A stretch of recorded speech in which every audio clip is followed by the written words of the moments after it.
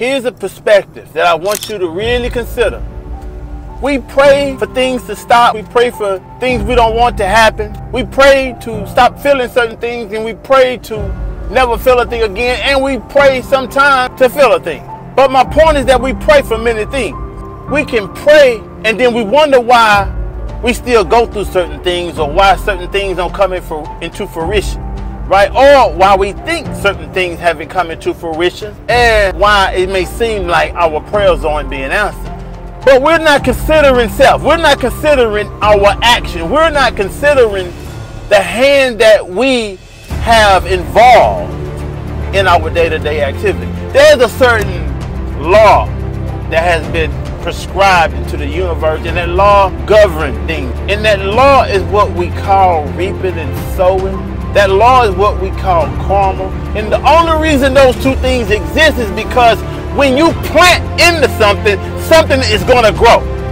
Something is going to happen, especially when you cultivate. You see, there are times when you may plant into something and you might not get nothing out of it. But if you make sure that the soil is right, if you make sure the soil is fertile, and you make sure you continue to cultivate that seed, then guess what's going to happen? You're going to manifest the harvest of that which you planted.